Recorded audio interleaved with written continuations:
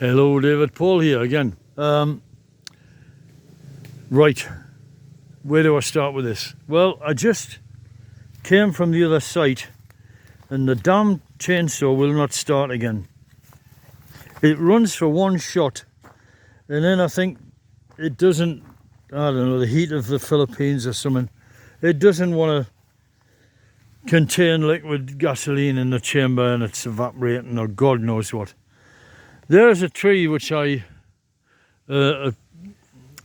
coconut tree which I felled months ago, and there's another one in the far distance over there. The idea was to turn these to produce something sort of socially acceptable looking, and I've come to the conclusion that it was such a job to get the damn chainsaw going, and just the whole enterprise, it just sucks, you know. So what now? What is to be done now? What can I do now? Well, I think, or rather what can they do? I think what we need to do is to use finer trees, which are just trees, actual bits of wood, which we can carry easily and not turn them, just take the bark off and have a log cabin kind of a look to the place, and that should do. But we're going to have to start finding trees now, because this cocoa lumber idea is just too, I don't know, it's just, you're going to put a lot of work into a material that's not much better than MDF. So, and then it's going to rot and then you're going to have to replace it. So I might as well get the good stuff to start with. I notice over here we've got a lot of mahogany trees. I don't know if they're mine or not. And even so, would I want to use, I wouldn't want to use them for this purpose. I'd probably use them for the house, since they're nearby. When you're working with logs, they're just hell. They are hell, you know. If you remember the situation in England, you know, working on my dugout house, you know, having to process those logs, it took so long. So really, to be honest, I think you need, if you're going to do things with logs, I think you need to do it in a location where, you know, like where you don't have to drag the logs very far. And as I'm scanning around here, I'm seeing this is all my land. So there are trees within the boundaries of my land which are quite thin, and I can use them. That one there, for example, is not straight. I could drop that one and take the straight sections out of it and use them for vertical logs for the cabin. I only need 6 vertical logs because I am thinking of putting logs at the corners of the apexes of the wood here, because these cross beams are just not long enough to do the job. So what they are is excellent 45-degree supports for the structure of the uprights. So they'll be really good for that. So let's cut to the chase and just do that. And they'll look nice, and I'll match them in with the deco behind the lattice work. So here is Scotland at present stage of development. There was a day went into bringing these up, myself and keep forgetting his name, Mario. I keep switching names, Marco and Mario, because I have a friend in Portugal and I kept calling him Marco, and then he said his name's Mario, and that was after, you know, I learned enough Portuguese to understand what the hell he was talking about.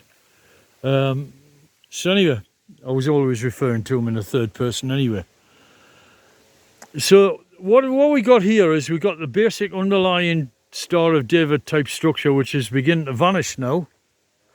And we've got all these things here, and there's a good example there. This one goes from point to point on the Star of David, and the apex here.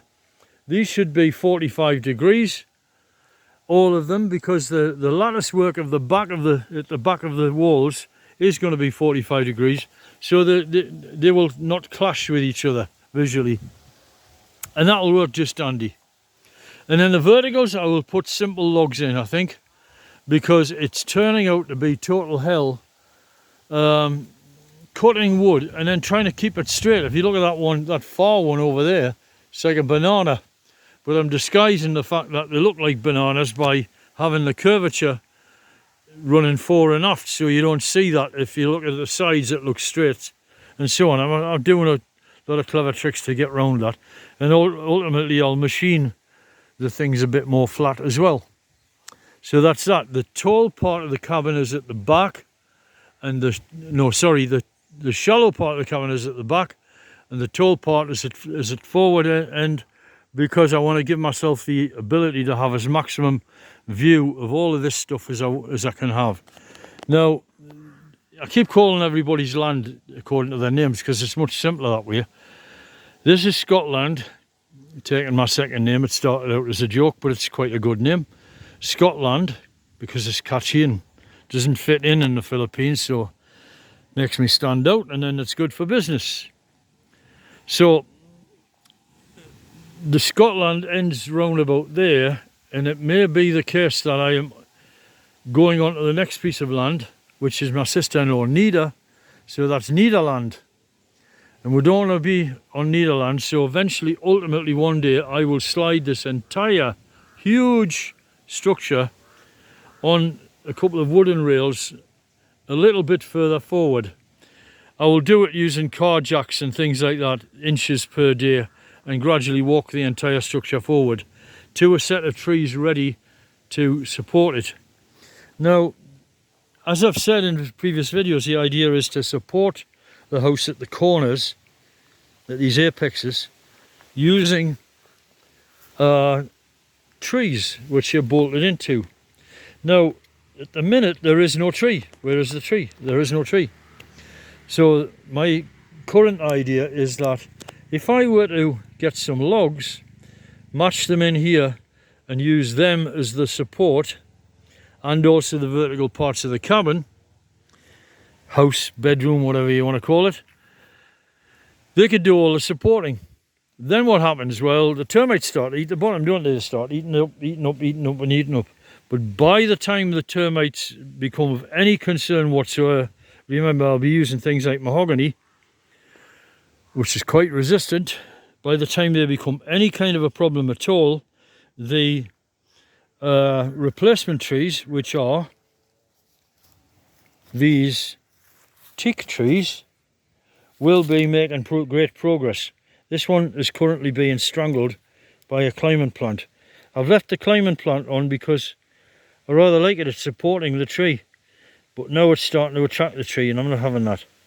So knock it off, fella. Let's just cut that off. So I'll just tear that off, which now,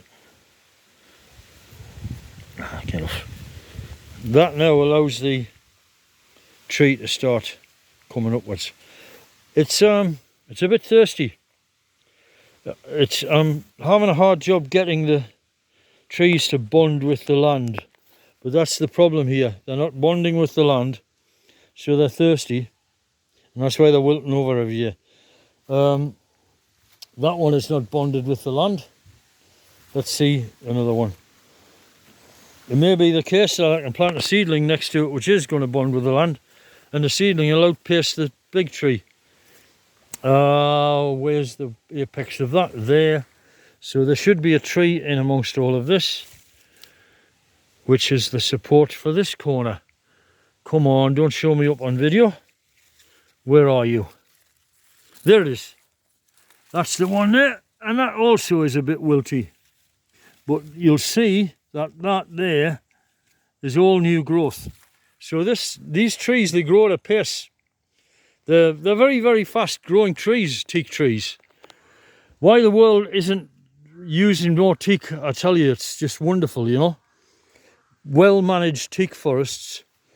Everybody could have ultimately everybody could have a teak house if they wanted, you know, if we got our heads together. because it doesn't rot for about 300 years, so that's quite an accumulation of teak and recycled teak and repurposed and God knows what. So that one's wilting. I'll see if I can show you one that's really progressing. I'm proud of this one. Unfortunately, it's one of the least, well, I'm saying it's the least important, but it's in a position where it does need to get tall fairly quick. But I am going to be moving away from that place, so let's see. Let's have a look. Tignan mo yan, as we say in the Philippines. Look you that. Where are you? Where far out thou, teak tree? This is, apart from the palm trees, it's developing a sort of English woodlands type of feel here, on account of the fact that the season's moving on and the angle of the sun is probably similar to the UK summertime. Yes, this is doing okay, and it's turgid, it's stiff, so that's good. You're doing well. However, if we venture over here, here's the star, which is this baby, and he's looking a bit wilty today, but look at the damn growth on that one there. Is my finger pointing at the right thing? Yes. That there, wilting over. Soon that will fully bond with the land, and that'll really rocket ahead, because my God, there's like 1.5 foot of growth on that. And every day I try and give them some water, and hopefully that'll do the trick. I did give them some fertilizer, which I was told was slow release fertilizer, and is not. So that has caused a bit of a problem. If you get fertilizers wrong in the tropics, they really don't like it. Plants really don't like too much fertilizer. I don't know why that is. I think it's because they're very dependent on fungal relationships to transport food around the place. You're much better off, if you're growing things in the tropics, to be patient and give them organic things. I would suggest the good old English fish blood and bone, but unfortunately I can't find any here. So next time I come over, I'm going to fetch a couple of kilos of that, and Fostrogen, which you can make up, and it has a very powerful effect, initial effect on plants, but make it up really, really dilute, and that'll do the job. As I was talking about the bougainvillea, you know, everything wants to steal your fertilizer. The bougainvillea in Portugal that I was planting there, I don't know how that's doing, but everything wants to steal the land wants to steal it all, because it's like got a network of fungus and stuff, and it's taking away the fertilizer. So that's something to bear in mind. And also, ditto, I nearly said dita tree. Ditto here in the Philippines, the nature wants to take it away. All of this Talikod Island is trying to share out the food amongst it, which is just as well, because it stops regional little deficiencies.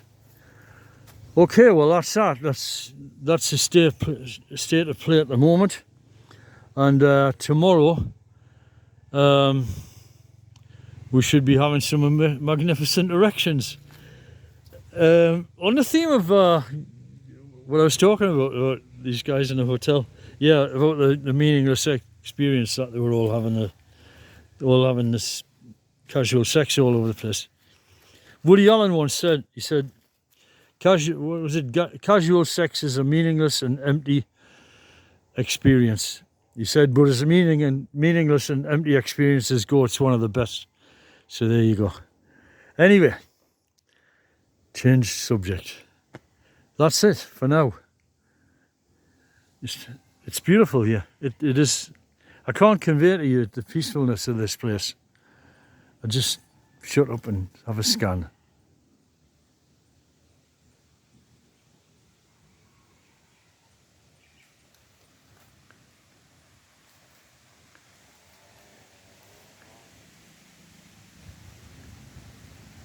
Jesus be with you.